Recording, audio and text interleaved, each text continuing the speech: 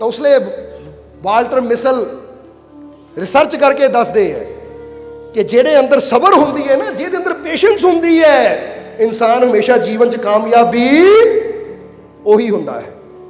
ਸੋ ਇੱਥੇ ਦੱਸਣਾ ਕੀ ਚਾਹੁੰਦੇ ਆ ਕਿ ਅੱਜ ਵਿਗਿਆਨ ਨਾਲ ਜੁੜੇ ਹੋਏ, ਸਾਇੰਸ ਨਾਲ ਜੁੜੇ ਹੋਏ ਕੁਝ ਪ੍ਰੋਫੈਸਰ, ਕੁਝ ਡਾਕਟਰ ਅੱਜ ਉਹ ਰਿਸਰਚ ਕਰਕੇ 30-30 ਸਾਲ ਲਗਾ ਕੇ ਜੋ ਰਿਸਰਚ ਕਰਕੇ ਸਾਨੂੰ ਨਤੀਜੇ ਦਿੰਦੇ ਹੈ। ਇਹ ਗੱਲਾਂ ਗੁਰੂ ਰਹਿਬਰ ਸੰਤ ਪੀਰ ਫਕੀਰ ਕਿੰਨੇ ਸੌ ਸਾਲ ਪਹਿਲਾਂ ਹੀ ਦੱਸ ਗਏ ਕਿ ਭਾਈ ਅਗਰ ਸਬਰ ਕਰੇਗਾ, ਸ਼ੁਕਰ ਕਰੇਗਾ ਆਪਣੇ ਮਾਲਿਕ ਦਾ, ਵਿਸ਼ਵਾਸ ਰੱਖੇਗਾ ਆਪਣੇ ਮਾਲਿਕ ਤੇ, ਤਾਂ ਤੈਨੂੰ ਕਾਮਯਾਬ ਹੋਣ ਤੋਂ ਕੋਈ ਰੋਕ ਨਹੀਂ ਸਕਦਾ।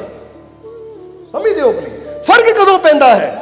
ਫਰਕ ਉਦੋਂ ਪੈਂਦਾ ਹੈ ਜਦੋਂ ਇਨਸਾਨ ਬੜਾ ਜਲਦਬਾਜ਼ੀ ਕਰਦਾ ਹੈ। ਇਸ ਲਈ ਤਾਂ ਸਵਾਮੀ ਵਿਵੇਕਾਨੰਦ ਜੀ ਨੇ ਵੀ ਕਿਹਾ ਸੀ ਕਿ ਕਾਮਯਾਬੀ ਦੀ ਇਹ ਵੀ ਇੱਕ ਨਿਸ਼ਾਨੀ ਹੈ ਕਿ ਜਿਹੜਾ ਧੀਰਜਵਾਨ ਹੈ, ਧੈਰਯਵਾਨ ਹੈ, ਉਹਨੂੰ ਜੀਵਨ 'ਚ ਕਾਮਯਾਬ ਹੋਣ ਤੋਂ ਕੋਈ ਨਹੀਂ ਰੋਕ ਸਕਦਾ। ਸੋ ਇੱਥੇ ਤੁਹਾਨੂੰ ਵੀ ਕਹਾਂਗੇ, ਅਗਰ ਸਿਮਰਨ ਕਰਦੇ ਹੋ, ਕੋਈ ਵੀ ਮਿਹਨਤ ਕਰਦੇ ਹੋ, ਕੋਈ ਵੀ ਕਰਮ ਕਰਦੇ ਹੋ ਨਾ, ਤਾਂ ਕਰਮ ਕਰਦਿਆਂ ਆਪਣੇ ਮਾਲਿਕ ਦਾ ਸ਼ੁਕਰ ਵੀ ਕਰੋ ਕਿ ਮਾਲਿਕ ਤੇਰਾ ਸ਼ੁਕਰ ਹੈ, ਸਾਨੂੰ ਇਹ ਤਾਕਤ ਦੇ ਰਿਹਾ ਹੈ, ਇਹ ਸ਼ਕਤੀ ਦੇ ਰਿਹਾ ਕਰਮ ਕਰਨ ਦੀ, ਔਰ ਨਾਲ ਨਾਲ ਸਬਰ ਵੀ ਰੱਖਣਾ ਹੈ। ਜਲਦਬਾਜ਼ੀ ਨਹੀਂ ਕਰਨੀ, ਜਲਦਬਾਜ਼ੀ 'ਚ ਆ ਕੇ ਕੋਈ ਫੈਸਲੇ ਨਹੀਂ ਲੈਣੇ। ਸਮਝਦੇ ਹੋ ਕਿ ਨਹੀਂ? ਕਿਉਂਕਿ ਕਈ ਵਾਰ ਦੇਖਦੇ ਨਾ, ਇੱਕ ਬੰਦਾ 2 ਮਹੀਨੇ ਦੁਕਾਨ ਕਰਦਾ, ਕਹਿੰਦਾ ਦੁਕਾਨ ਨਹੀਂ ਚੱਲੀ, ਬੰਦ ਕਰਕੇ ਬਹਿ ਜਾਵਾਂ, ਉਹ 'ਚ ਉਹਨੂੰ ਲੱਖਾਂ ਦਾ ਨੁਕਸਾਨ ਹੋ ਜਾਂਦਾ ਹੈ। ਇੱਥੇ ਦੱਸਣਾ ਕੀ ਚਾਹੁੰਦੇ ਆ ਕਿ ਕੋਈ ਵੀ ਅਸੀਂ ਕਰਮ ਕਰਦੇ ਹਾਂ ਤਾਂ ਕਹਿੰਦੇ ਪੇਸ਼ੈਂਸ। ਜਿੱਦਾਂ ਹਜ਼ਰਤ ਅਲੀ ਨੇ ਕਿਹਾ ਕਿ ਸਭ ਤੋਂ ਆਸਾਨ ਰਸਤਾ ਹੈ ਰੱਬ ਦੀਆਂ ਖੁਸ਼ੀਆਂ ਨੂੰ, ਉਹਦੀਆਂ ਰਹਿਮਤਾਂ ਨੂੰ ਪ੍ਰਾਪਤ ਕਰਨ ਦਾ, ਕਿ ਹਰ ਹਾਲਤ ਵਿੱਚ ਆਪਣੇ ਮਾਲਿਕ ਦਾ ਸ਼ੁਕਰ ਕਰੀਏ, ਔਰ ਨਾਲ ਅਗਰ ਕੋਈ ਤਕਲੀਫ, ਦੁੱਖ, ਮੁਸੀਬਤ ਆਉਂਦੀ ਹੈ ਤਾਂ ਕਦੀ ਸ਼ਿਕਵਾ ਸ਼ਿਕਾਇਤ ਨਾ ਕਰੀਏ, ਉੱਥੇ ਵੀ ਉਹਦਾ ਕੀ ਕਰਨਾ ਹੈ? ਸਬਰ ਕਰਕੇ ਸ਼ੁਕਰ ਕਰਨਾ ਹੈ। ਕਿਉਂਕਿ ਸਹੀ ਮਾਇਨੇ 'ਚ ਅਸੀਂ ਇੱਕ ਵਾਰ ਬੜਾ ਖੋਲ ਕੇ ਦੱਸਿਆ ਸੀ ਕਿ ਅਗਰ ਦੇਖਿਆ ਜਾਵੇ ਨਾ ਕਿ ਸ਼ੁਕਰ ਕਰਨ ਦਾ ਸਹੀ ਟਾਈਮ ਕਦੋਂ ਹੁੰਦਾ ਹੈ, ਜਰਾ ਗੌਰ ਕਰਨਾ, ਸ਼ੁਕਰ ਕਰਨ ਦਾ ਸਹੀ ਸਮਾਂ ਕਦੋਂ ਹੁੰਦਾ ਹੈ? ਤਾਂ ਸ਼ੁਕਰ ਕਰਨ ਦਾ ਸਹੀ ਸਮਾਂ ਉਦੋਂ ਹੁੰਦਾ ਜਦੋਂ ਬੰਦਾ ਸ਼ਿਕਾਇਤ ਕਰ ਸਕਦਾ ਹੈ। ਜਦੋਂ ਬੰਦੇ ਤੇ ਕੋਈ ਔਖਾ ਟਾਈਮ ਆਉਂਦਾ, ਉਹ ਟਾਈਮ ਸ਼ਿਕਾਇਤ ਕਰ ਸਕਦਾ ਹੈ, ਪਰ ਉਸ ਵੇਲੇ ਵੀ ਉਹ ਸ਼ੁਕਰ ਕਰਦਾ ਹੈ, ਤਾਂ ਉਹ ਬੰਦਾ ਅਸਲੀ ਸ਼ੁਕਰਗੁਜ਼ਾਰ ਹੈ। ਸਮਝ ਆ ਰਹੀ ਕਿ ਨਹੀਂ? ਕਿਉਂਕਿ ਅਸੀਂ ਸੌਖੇ ਘਰ 'ਚ ਬੈਠੇ ਹਾਂ ਫਿਰ ਸ਼ੁਕਰ ਕਰਦੇ ਹਾਂ, ਤਾਂ ਉਹ ਤਾਂ ਨਾਰਮਲ ਹੈ। ਪਰ ਸਾਡੇ ਤੇ ਕੋਈ ਔਖਾ ਟਾਈਮ ਆਉਂਦਾ ਹੈ, ਅਸੀਂ ਸ਼ਿਕਾਇਤ ਕਰ ਸਕਦੇ ਮੇਰੇ ਨਾਲ ਕਿਉਂ ਹੋਇਆ, ਪਰ ਉੱਥੇ ਵੀ ਐ ਮਾਲਿਕ ਤੇਰਾ ਸ਼ੁਕਰ ਹੈ। ਕਹਿੰਦੇ ਅਸਲੀ ਪਿਆਰੇ ਦੀ ਪਹਿਚਾਣ ਇੱਥੇ ਹੁੰਦੀ ਹੈ। ਬੋਲੋ ਸਮਝਦੇ ਹੋ ਕਿ ਨਹੀਂ? ਇਸ ਲਈ ਜਦੋਂ ਇਨਸਾਨ ਆਪਣੇ ਮਾਲਿਕ ਦਾ ਪਿਆਰਾ ਬਣ ਜਾਂਦਾ ਹੈ, ਤਾਂ ਜਿਸ ਤਰ੍ਹਾਂ ਹਜ਼ਰਤ ਅਲੀ ਨੇ ਕਿਹਾ, ਖੁਸ਼ੀ ਔਰ ਰਹਿਮਤ ਨੂੰ ਪ੍ਰਾਪਤ ਕਰਨ ਵਾਸਤੇ ਸਬਰ ਔਰ ਸ਼ੁਕਰ ਦੇ ਮਾਰਗ ਨੂੰ ਅਪਣਾ, ਤਾਂ ਤੂੰ ਰੱਬ ਦਾ ਪਿਆਰਾ ਬਣ ਜਾਏਗਾ। ਔਰ ਯਾਦ ਰੱਖੋ, ਜਦੋਂ ਰੱਬ ਦਾ ਪਿਆਰਾ ਹੋ ਜਾਂਦਾ ਹੈ ਤਾਂ ਫਿਰ ਪਤਾ ਕੀ ਹੁੰਦਾ ਹੈ? ਜਿੱਦਾਂ 11ਵੀਂ ਰੋਜ਼ ਦਾ ਦਿਨ ਹੈ, ਤੇ ਇੱਥੇ ਹਜ਼ੂਰ ਗੌਸ ਦੇ ਜੀਵਨ ਦੀ ਇੱਕ ਬੜੀ ਪਿਆਰੀ ਗੱਲ ਯਾਦ ਆ ਗਈ ਸਾਨੂੰ। ਉਹਨਾਂ ਦੇ ਜੀਵਨ ਦੀ ਬੜੀ ਪਿਆਰੀ ਘਟਨਾ ਹੈ ਕਿ ਇੱਕ ਵਾਰ ਹਜ਼ੂਰ ਗੌਸ ਦੇ ਦਰਬਾਰ ਤੇ ਬਗਦਾਦ ਦੇ ਅੰਦਰ ਨਾ ਇੱਕ ਕੂਆਂ, ਜਿਹਦੇ ਉੱਪਰ ਹਜ਼ੂਰ ਦਾ ਇੱਕ ਸੇਵਕ ਜਿਹਦਾ ਨਾਮ ਸੀ ਸ਼ੇਖ ਬਾਰਕੀ। ਕੀ ਨਾਮ ਸੀ? ਸ਼ੇਖ ਬਾਰਕੀ।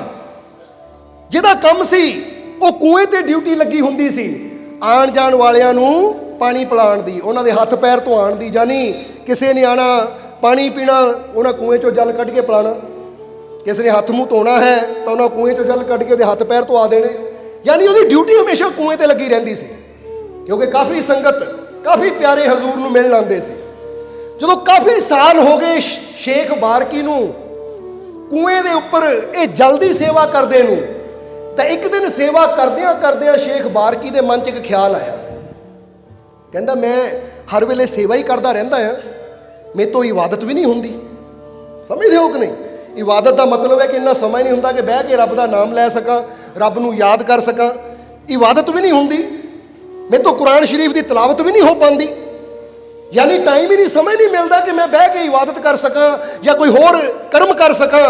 ਪਤਾ ਨਹੀਂ ਰੱਬ ਦੇ ਘਰ ਮੇਰਾ ਕੀ ਹਾਲ ਹੋਣਾ ਹੈ ਜਾਂ ਕੀ ਰੁਤਬਾ ਹੋਣਾ ਹੈ। ਜਿੱਦਾਂ ਬੰਦੇ ਦੇ ਮਨ 'ਚ ਕਈ ਵਾਰ ਸਵਾਲ ਆ ਜਾਂਦਾ ਨਾ ਕਿ ਮੈਂ ਤਾਂ ਸਿਰਫ ਇੱਥੇ ਸੇਵਾ ਹੀ ਕਰ ਰਿਹਾ ਹਾਂ। ਕਹਿੰਦੇ ਇਬਾਦਤ ਕਰਨ ਨਾਲ ਇਨਸਾਨ ਨੂੰ ਰੱਬ ਦੇ ਘਰ ਉੱਚੀ ਪਦਵੀ ਮਿਲਦੀ ਹੈ, ਪਰ ਮੈਨੂੰ ਪਤਾ ਨਹੀਂ ਉੱਥੇ ਕੀ ਮਿਲਣਾ, ਕਿਉਂਕਿ ਇਬਾਦਤ ਕਰਨ ਦਾ ਸਮਾਂ ਨਹੀਂ ਮੈਨੂੰ ਮਿਲਦਾ। ਕਿਉਂਕਿ ਹਰ ਰੋਜ਼ ਇੰਨੇ ਲੋਕ ਆ ਰਹੇ ਹੈ, ਇੰਨੇ ਪਿਆਰੇ ਆ ਰਹੇ, ਤਾਂ ਹਰ ਵੇਲੇ ਮੈਨੂੰ ਇੱਥੇ ਹਾਜ਼ਰ ਰਹਿਣਾ ਪੈਂਦਾ ਹੈ। ਖਾਣਾ ਵੀ ਖਾਂਦੇ ਆ, ਕੋਈ ਹੋਰ ਜਿਸਮਾਨੀ ਜ਼ਰੂਰਤ ਵੀ ਪੂਰੀ ਕਰਦੇ ਤਾਂ ਉਹਦੇ ਵਾਸਤੇ ਫਟਾਫਟ ਜਾ ਕੇ ਮੁੜ ਕੇ ਡਿਊਟੀ ਤੇ ਆ ਜਾਂਦੇ ਹੈ। ਤਾਂ ਸ਼ੇਖ ਬਾਰਕੀ ਦੇ ਮਨ 'ਚ ਖਿਆਲ ਆ ਗਿਆ ਕਿ ਪਤਾ ਨਹੀਂ ਰੱਬ ਦੇ ਘਰ ਮੇਰਾ ਕੀ ਰੁਤਬਾ ਹੋਣਾ ਹੈ। ਜਦੋਂ ਉਹਦੇ ਮਨ 'ਚ ਖਿਆਲ ਆਇਆ इधर हजूर अपने प्यारिਆਂ को बैठे हुए सी। हजूर ने अपने एक प्यारे ਨੂੰ ਭੇਜਿਆ कि जा के ना बारकी ਨੂੰ बुला के लिया। वो कुएं के उपर जो जल्दी सेवा कर रहा बारकी ਨੂੰ बुला के लिया। वो सेवक प्यारा गया और जाके बारकी ਨੂੰ आवाज़ मारी कि बारकी चल, तेनू हजूर याद कर रहे हैं। बारकी दौड़ के गए और जाके हजूर दे कोल जदों सामने बैठे तो हजूर ने एक कागज़ का टुकड़ा लिया, उस पर कुछ लिखिया। वो कागज़ के टुकड़े पर कुछ लिखिया, उन्होंने फोल्ड करके बारकी के हाथ ही देता। कहते लै बारकी, आ टुकड़ा कागज़ का लै जा और इदा करी ये नगर च घूमी, यानी ये शहर च घूमी, जिहड़ा सब तो गरीब होवे ना, सब तो भुखा नंगा होवे।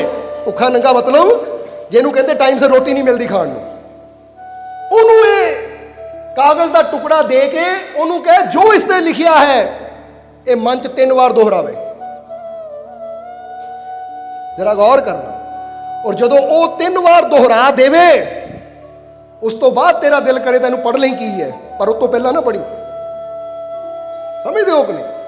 हुण वो कागज़ के टुकड़े ते हजूर ने कुछ लिख के इकट्ठा करके बारकी के हाथ देता कि जा नगर च घूम, और जिहड़ा सब तो जिद्दां कहंदे ना कोई भिखारी इदां दा होवे, कोई इदां दा शख्स होवे कि जिहड़ा मंगता हुंदा है, जिहनूं खाण नूं रोटी नहीं मिलदी, वो दर दर ते रोटी नूं मंगदा फिरदा है, दर दर ते एक पैसा भीख मंगदा फिरदा है। कोई ऐसा मजलूम लभ लई जिहड़ा कहंदा होवे कि मैनूं भर पेट खाना भी नहीं मिलता, इदां दी मेरी हालत है, उहनूं कहना है। हुण कहंदे शेख बारकी कहंदे हजूर दे हुक्म दे अनुसार कागज़ लिया और बाजार अल चला गया, घूमन लग पिया कि हजूर ने कहा सब तो गरीब देखना है, सब तो लाचार देखना है। तो हम घूमते घूमते घूमते घूमते कई भिखारी नजर आए जिहड़े भीख मंग रहे हैं। तो शेख बारकी ने उन्होंने पूछा कितना भाई भर पेट भोजन मिल जाता है? वो कहते हाँ मंगण नाल कोई ना कोई मिल ही जाता जो सानू, हाँ कदी कदी भुखे भी रहना पैंदा, नहीं भीख मिलती। तो शेख बारकी कहता होर देख लवां, नहीं तो फिर ये तो है ही है। कहते लभदे लभदे की देखिया कि एक ऐसा भिखारी है, एक ऐसा भिखारी जिन्होंने कोढ़ का रोग है। की है? वो जिसम ते जख्म होए हुए है और जख्मां चों पानी रिस रहा है और वो लागे जान तो भी दुर्गंध आती है, लागे जान तो दुर्गंध आती है और कोई उन्होंने भीख देन भी वो लागे नहीं जाता, डरदा कि किते मैनू एक कोढ़ ना हो जाए। अज दा पिछे जे चलिया नहीं कोरोना, कि लोग ही कहते कोरोना हो गया भाई ये तो दूर ही रहो, ये लागे भी ना जाओ, रोटी भी ना दो, इनू कुछ ना करो, पिछे ही रहो। अपने भी उस वेले डर के पिछे हो जाते, फिर ये तो सीगा ही इदां दा। जदों इहनूं बारकी ने पूछया तेरे हालात की है, तो कहंदा कि हुण तां रब कोलों मौत ही मंगदा है। इन्हें की किया इस भिखारी ने कि मैं तो रब कोलों मौत ही मंगदा क्योंकि हालात मेरे इदां दे हो चुके हैं, हालात मेरे इदां दे हो चुके हैं कि मैं तो रब कोलों मौत मंगदा कि रब्बा इदां दी जिंदगी नालों मौत दे दे, क्योंकि ये जिंदगी तो कुत्तियां तो भी भैड़ी है। कुत्ते नूं भी लोग रोटी पा देंगे पर मैनूं तां डरदा कोई लागे आके रोटी भी नहीं दिंदा, किसी नूं तरस आ जाए दूरों सिट दिंदा है। कई दिन मैनूं भुखे नूं बैठना पैंदा है क्योंकि मेरे जिसम चों दुर्गंध इदां दी आंदी है जख्मां करके कि कोई मेरे लागे भी आना पसंद नहीं करता।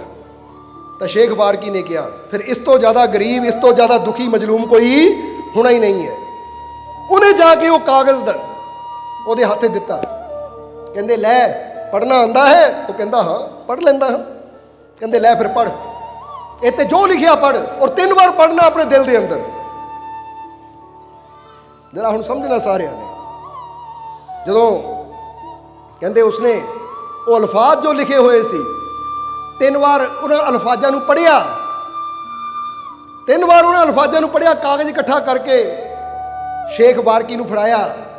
तो उस वेले हाले शेख बारकी खड़े सी, कागज़ जो फड़ा ही रहा सी कि सामने हो ना एक नवाब, बहुत अमीर नवाब अपने नौकर दे नाल जा रहा। तो नवाब दा नौकर आया और उस कोड़ी नूं आके कहन लगा कि ए भिखारी, मेरे नवाब ने तेनू देखिया और तेनू देख के ਉਹਦੇ मन च ख्याल पैदा होया, ਉਹਦੇ मन च भावना पैदा हुई कि तेरी हालत बहुत बदतर है, इसलिए अज तो लैके तेनू किते मंगण खाण की लोड़ नहीं, तेरा रोज़ सवेर शाम का खाना मैं दे के जाऊँगा क्योंकि मेरे मालिक का हुक्म है। जरा समझना सारे, भिखारी हैरान हो गया कि कमाल दी गल है, तू कौन है, तेरा नाम की है? मैं पहला भी इत्थे बैठा सी, पहला भी ये नवाब कई बार गुजरिया, पर अज नवाब के दिल च ऐसा की आ गया कि नवाब आप नौकर को सुनेहा भेजदा कि तैनू खाण की फिक्र करने की लोड़ नहीं, अज तो सवेर शाम का खाना मेरा गुलाम यानी कहता मैं तैनू दे के जाऊंगा, ये मेरे मालिक ने हुक्म किया है। तो शेख बारकी कहते अच्छा ये पढ़न दे नाल हुण जरा मैं भी पढ़ लवां। तो कहते हैं जदों शेख बारकी ने पेपर खोल के देखिया तो उहदी अखां 'च पानी आ गया, पढ़ के उहदी अखां 'च पानी आ गया, क्योंकि कागज़ ते की लिखिया सी, कागज़ ते की लिखिया सी जदों देखिया तो शेख बारकी दी अखां 'च पानी आ गया, क्योंकि कागज़ ते हजूर ने लिखिया सी, की लिखिया सी कि ऐ खुदा जे शेख बारकी दा इश्क सच्चा है तो मैनू इत्थों रिज़्क दे जिथों मैं कदी सोचा भी ना होवे।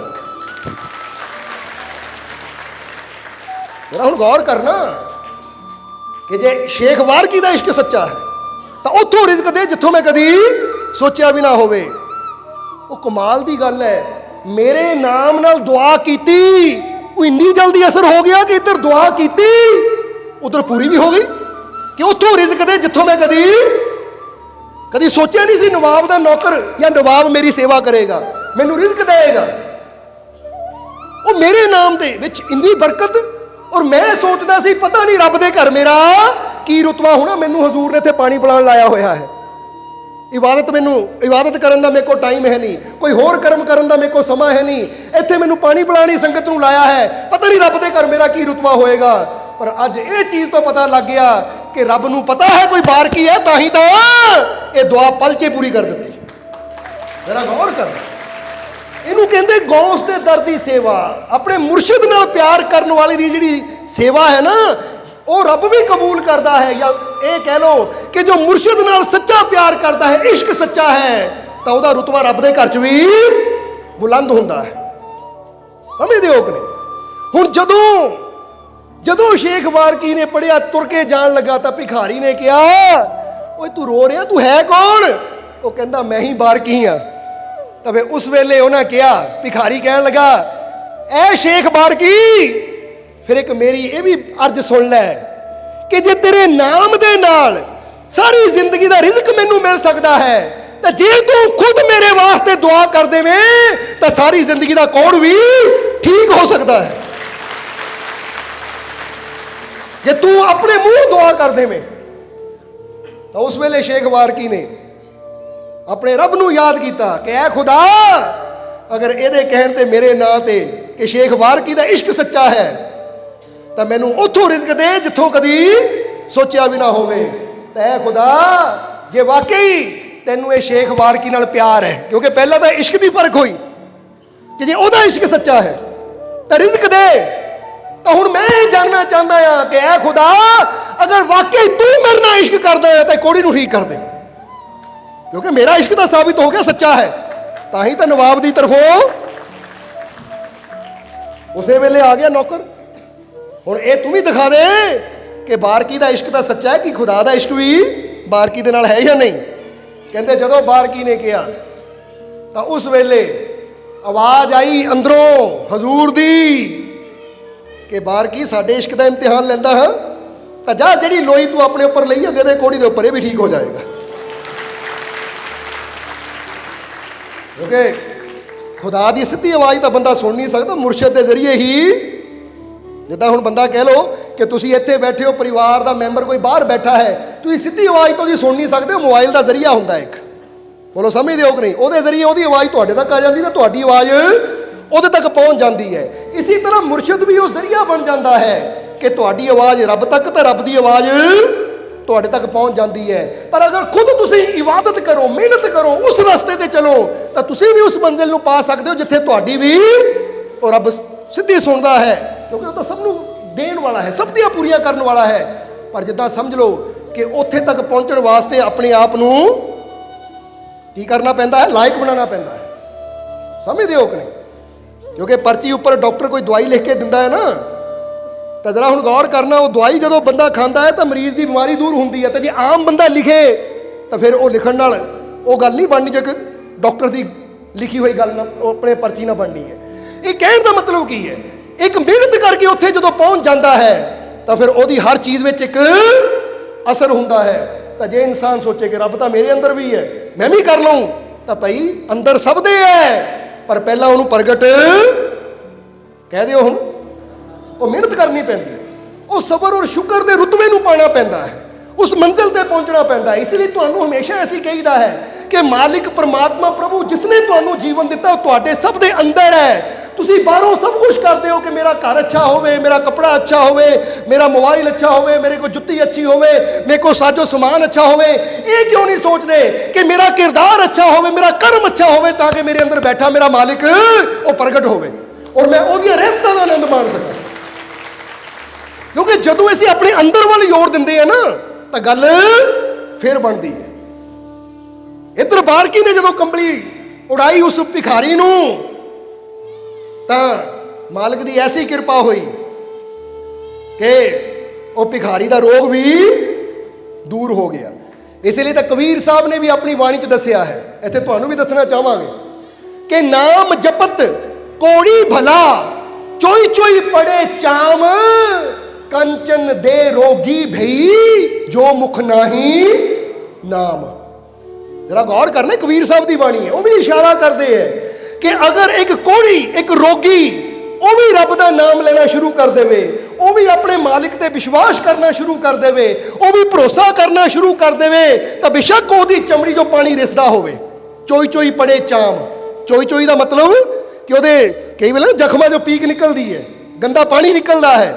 ਤਾਂ ਕਬੀਰ ਸਾਹਿਬ ਦੱਸਦੇ ਕਿ ਜੇ ਵਿਸ਼ਵਾਸ ਨਾਲ, ਪੂਰੇ ਯਕੀਨ ਦੇ ਨਾਲ ਤੂੰ ਆਪਣੇ ਮਾਲਿਕ ਦਾ ਸਿਮਰਨ ਕਰੇਗਾ, ਆਪਣੇ ਮਾਲਿਕ ਨੂੰ ਯਾਦ ਕਰੇਗਾ, ਤਾਂ ਨਾਮ ਜਪਤ ਕੋੜੀ ਭਲਾ, ਚੋਈ ਚੋਈ ਪੜੇ ਚਾਮ। ਕਿ ਵਿਸ਼ਵਾਸ ਨਾਲ ਆਪਣੇ ਮਾਲਿਕ ਨੂੰ ਯਾਦ ਕਰਨ ਵਾਲਾ, ਵਿਸ਼ਵਾਸ ਨਾਲ ਆਪਣੇ ਮਾਲਿਕ ਦਾ ਸਿਮਰਨ ਕਰਨ ਵਾਲਾ, ਚਾਹੇ ਜਿੱਡਾ ਮਰਜ਼ੀ ਬੜਾ ਰੋਗੀ ਹੋਵੇ, ਜਿੱਡਾ ਮਰਜ਼ੀ ਬੜਾ ਕੋੜੀ ਵੀ ਹੋਵੇ, ਉਹ ਵੀ ਭਲਾ ਹੋ ਜਾਂਦਾ ਹੈ, ਉਹ ਵੀ ਠੀਕ ਹੋ ਜਾਂਦਾ ਹੈ। ਤਾਂ ਦੂਜੇ ਪਾਸੇ ਕਬੀਰ ਸਾਹਿਬ ਕੀ ਦੱਸਦੇ ਹੈ ਕਿ ਕੰਚਨ ਦੇ, ਕੰਚਨ ਦੇ ਦਾ ਮਤਲਬ ਕੀ ਹੁੰਦਾ ਹੈ? ਸੋਨੇ ਵਰਗੀ ਕਾਇਆ। ਕੰਚਨ ਕਹਿ ਦਿੰਦੇ ਹੈ ਸੋਨੇ ਨੂੰ, ਕਿ ਸੋਨੇ ਵਰਗਾ ਰੂਪ ਰੰਗ ਵੀ ਹੋਵੇ ਨਾ, ਸੋਹਣਾ ਸਰੀਰ ਵੀ ਹੋਵੇ, ਪਰ ਅਗਰ ਉਹ ਆਪਣੇ ਰੱਬ ਤੇ ਵਿਸ਼ਵਾਸ ਨਾ ਕਰੇ, ਆਪਣੇ ਰੱਬ ਤੇ ਯਕੀਨ ਨਾ ਰੱਖੇ, ਅਗਰ ਉਹਦਾ ਸਿਮਰਨ ਨਾ ਕਰੇ, ਤਾਂ ਸੋਨੇ ਵਰਗੀ ਕਾਇਆ ਵੀ ਜਲਦੀ ਰੋਗੀ ਹੋ ਕੇ ਨਸ਼ਟ ਹੋ ਜਾਂਦੀ ਹੈ। ਜਿੱਦਾਂ ਤੁਸੀਂ ਦੇਖੋ ਕਿ ਜਦੋਂ ਬੱਚਾ ਜਨਮ ਲੈਂਦਾ ਹੈ ਜਾਂ ਇੱਕ ਨੌਜਵਾਨ, ਜਦੋਂ ਉਹਨੂੰ ਕੋਈ ਟੈਨਸ਼ਨ ਨਹੀਂ ਹੁੰਦੀ, ਫਿਕਰ ਨਹੀਂ ਹੁੰਦੀ, ਤਾਂ ਉਸ ਵੇਲੇ ਉਹ ਕਿੰਨਾ ਸੋਹਣਾ ਸੁਨੱਖਾ ਇੱਕ ਨੂਰ ਹੁੰਦਾ ਚਿਹਰੇ ਤੇ। ਪਰ ਜਿੱਦਾਂ ਹੀ ਟੈਨਸ਼ਨਾਂ ਵੱਧਦੀਆਂ ਹੈ, ਚਿੰਤਾਵਾਂ ਵੱਧਦੀਆਂ ਹੈ, ਫਿਕਰਾਂ ਵੱਧਦੀਆਂ, ਤਾਂ ਉਹਦਾ ਸਾਰਾ ਨੂਰ, ਉਹ ਸਾਰੀ ਸੁੰਦਰਤਾ ਖਤਮ ਹੋ ਜਾਂਦੀ ਹੈ। ਹੋ ਜਾਂਦੀ ਕਿ ਨਹੀਂ? ਤਾਂ ਇਹ ਜ਼ਿਆਦਾ ਟੈਨਸ਼ਨ ਕਰਨ ਵਾਲਾ, ਜ਼ਿਆਦਾ ਚਿੰਤਾ ਕਰਨ ਵਾਲਾ ਬੁੜਾ ਵੀ ਜਲਦੀ ਹੋ ਜਾਂਦਾ ਹੈ ਔਰ ਉਹਨੂੰ ਰੋਗ ਵੀ ਜਲਦੀ ਲੱਗਦੇ ਹਨ।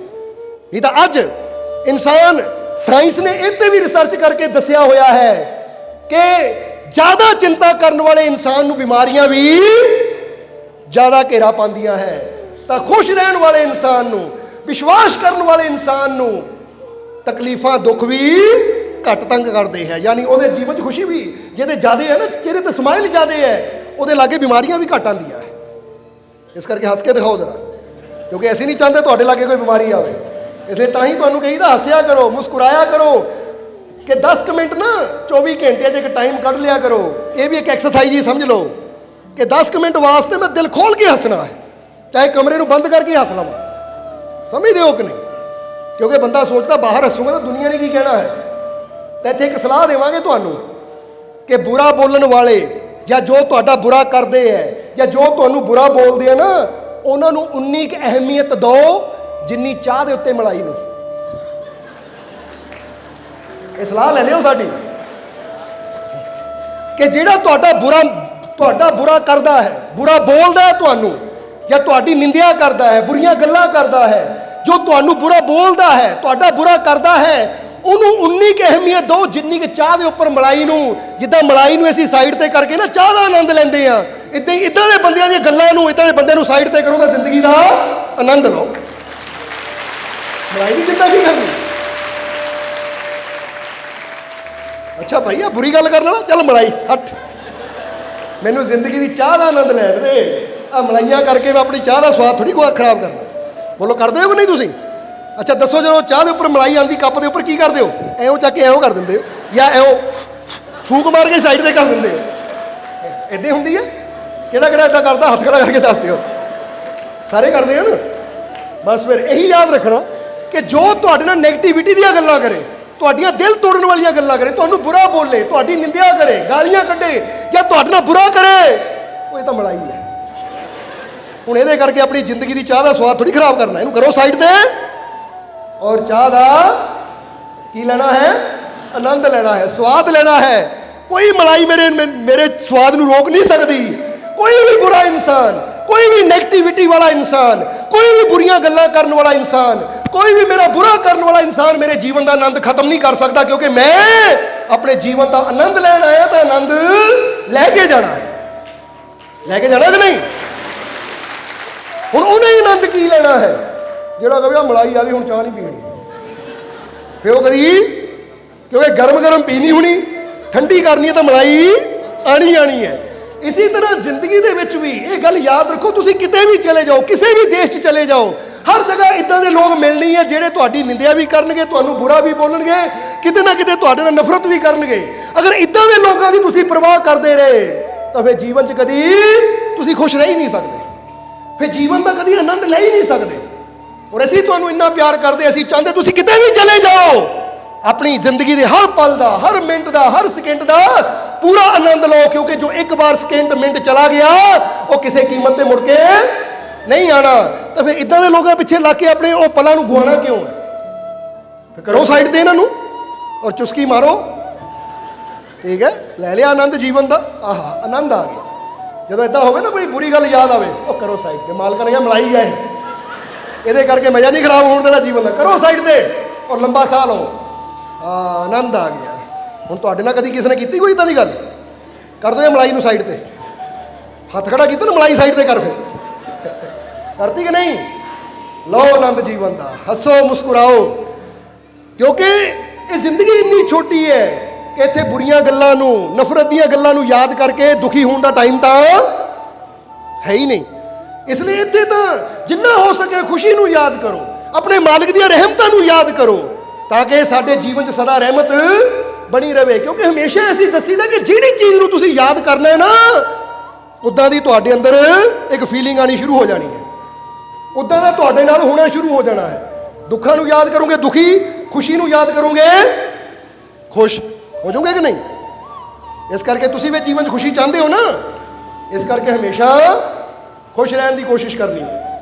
ਔਰ ਇਹ ਵੀ ਗੱਲ ਦੱਸਣੀ ਚਾਹਾਂਗੇ ਕਿ ਹਜ਼ਰਤ ਅਲੀ ਨੇ ਇੱਕ ਗੱਲ ਹੋਰ ਬੜੀ ਪਿਆਰੀ ਕਹੀ ਹੈ।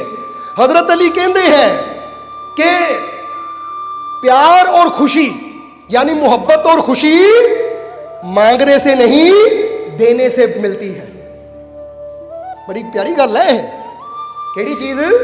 मुहब्बत और खुशी। और असी ये एक और चीज़ जुड़ांगे, कामयाबी। क्योंकि कामयाब होने वास्ते प्यार भी होना जरूरी है और बंदे चेहरे ते स्माइल होनी भी जरूरी है। कि अगर ये चीज़ां असीं लैणियां चाहते ने, सानू मंगण नाल नहीं मिलनियां, ये सानू देण नाल, मेहनत करन नाल ही हासिल होणियां है। हुण तुसीं किसे नूं कहो कि लै भी मैनूं प्यार दे, तो मंगण नाल मिल जाएगा? अगर देगा भी तो मजबूरी च देगा, कोई दिलों नहीं देगा। तुसीं कहो मैनूं खुशी दे, तो कोई देगा लै मैं ठेका लिया तैनूं खुशी देवां, अगला हो सकता यही गल कह देवे। इस करके प्यार और खुशी ये मंगण नाल नहीं मिलती। जे असीं चाहते हैं मैनूं प्यार और खुशी मिले, तो प्यार और खुशी उन्होंने मिलती है जिहड़ा प्यार और खुशी देना जानता है। जे असीं प्यार देना शुरू करांगे कि मैं सबनूं प्यार देना है, तो याद रखो जो तुसीं प्यार देना शुरू कर दिता तो अगे प्यार मिलना शुरू हो जाना। नहीं तो ऐसी एक कहीदा है कि कभी एक्सपेरीमेंट करके देख लो। जिद्दां डॉक्टर दसे ना, वाल्टर मिसल या होर साइंटिस्ट एक्सपेरीमेंट करते हैं, तुसीं भी एक एक्सपेरीमेंट कर लिओ। कई बार दसिया असीं, पर इत्थे भी दसांगे कि तुहाडे महल्ले विच ना कोई कुत्ता होवे आवारा, ਉਹਨੂੰ ਜਾ ਕੇ ਤੁਸੀਂ ਰੋਜ਼ ਰੋਟੀ ਪਾਣੀ ਔਰ ਉਹਦੇ ਸਿਰ ਤੇ ਪਿਆਰ ਨਾਲ ਹੱਥ ਫੇਰਨਾ ਸ਼ੁਰੂ ਕਰ ਦਿਓ। ਜਿਹਨੂੰ ਕਦੀ ਤੁਸੀਂ ਜਾਣਦੇ ਨਹੀਂ, ਜਿਸ ਕੁੱਤੇ ਨੂੰ, ਬਸ ਰੋਜ਼ ਜਾ ਕੇ ਚਾਹੇ ਸਵੇਰੇ ਚਾਹੇ ਸ਼ਾਮ ਨੂੰ, ਆਫਿਸ ਜਾਂਦੇ ਆ, ਦੁਕਾਨ ਤੇ ਜਾਂਦੇ ਆ, 2 ਰੋਟੀਆਂ ਲੈ ਜਾਓ ਔਰ ਉਹਨੂੰ ਪਾਣੀਆਂ ਸ਼ੁਰੂ ਕਰ ਦਿਓ ਔਰ ਪਿਆਰ ਨਾਲ ਹੱਥ ਫੇਰ ਦਿਓ। ਕੋਈ ਨਹੀਂ, ਬਾਅਦ 'ਚੋਂ ਸੈਨੀਟਾਈਜ਼ ਕਰ ਲਿਓ। ਜੇ ਬੰਦਾ ਸੋਚੇ ਕੁੱਤਾ ਗੰਦਾ ਹੈ ਹੱਥ, ਤਾਂ ਧੋ ਲਿਓ, ਬਾਅਦ 'ਚ ਧੋ ਸਕਦੇ ਹੋ ਤੁਸੀਂ, ਪਰ ਪਿਆਰ ਨਾਲ ਹੱਥ ਫੇਰ ਕੇ 2 ਰੋਟੀਆਂ ਪਾਣੀਆਂ ਸ਼ੁਰੂ ਕਰ ਦਿਓ ਰੋਜ਼। ਤੁਸੀਂ 2-3 ਦਿਨਾਂ 'ਚ ਦੇਖੋਗੇ ਕਿ ਜਿੱਦਾਂ ਹੀ ਕੁੱਤਾ ਤੁਹਾਨੂੰ ਦੇਖੇਗਾ ਨਾ ਦੌੜ ਕੇ ਤੁਹਾਡੇ ਪੈਰ ਚੱਟੇਗਾ, ਪੂਛ ਲਾਏਗਾ, ਤੁਹਾਡੇ ਮੂਹਰੇ ਇਦਾਂ ਖੜ ਜਾਏਗਾ ਕਿ ਜਿੱਦਾਂ ਤੁਹਾਡਾ ਪਾਲਤੂ ਹੁੰਦਾ। ਇਹ ਰਿਸਰਚ ਹੁੰਦੀ ਹੈ ਕਿ ਅਗਰ ਅਸੀਂ ਇੱਕ ਜਾਨਵਰ ਨੂੰ ਪਿਆਰ ਦੇ ਕੇ ਉਹਦੇ ਕੋਲੋਂ ਪਿਆਰ ਪਾ ਸਕਦੇ ਹਾਂ ਤਾਂ ਫਿਰ ਜ਼ਰਾ ਸੋਚੋ, ਇਹ ਤਾਂ ਕੁਦਰਤ ਹੈ। ਕੁਦਰਤ ਦਾ ਨਿਯਮ ਹੀ ਇਹ ਹੈ कि अगर तू प्यार पाना चाहता है तब प्यार और खुशी मांगने से नहीं देने से मिलते हैं। समझ आ गई कि नहीं? ये पॉइंट भी अज नोट करके जाना कि जे मैं खुशी चाहता हाँ तो मैं किसी को खुशी नहीं मंग सकता कि मैनू खुशी दे, बल्कि मैं ये कोशिश करा कि मैं कभी कोई इदा का कर्म नहीं करा किसी को तकलीफ होवे, मैं सबनू खुशी देने की कोशिश करनी है, सब ने नाल अच्छा बोलने की कोशिश करनी है। क्योंकि जो ਅਸੀਂ ਦੂਜਿਆਂ ਨੂੰ खुशी देने की कोशिश करते हैं तो याद रखो, जिस तरह एक बहुत प्यारे फकीर होए हैं, वैसे तो फकीर तो सारे प्यारे होंगे है, पर कुछ ऐसे होंगे जिन्होंने बड़ी परमात्मा की इबादत करते हैं, बड़ी बंदगी करते हैं, सब नाल प्यार करते हैं। कहते वो फकीर अपने जीवन का एक वाकया दसते हैं, गजाली उन्होंने नाम सी, जरा गौर करना। वो कहते एक बार मैंने एक किताब पढ़ रहा सी जमीन पर बह के। वीडियो अच्छी लगी हो तो कृपया इसे शेयर जरूर करें। आपके शेयर करने से अगर किसी की जिंदगी में अच्छा बदलाव आता है, पॉजिटिव चेंज आती है, तो ये भी आपकी तरफ से किया गया एक नेक कर्म होगा, एक सेवा होगी। तो वीडियो को शेयर जरूर करें और वीडियो देखने के लिए सर्व संजय दरबार कांटियां शरीफ यूट्यूब चैनल को सब्सक्राइब करें और फेसबुक पेज को फॉलो करना ना भूलें। जय माता दी।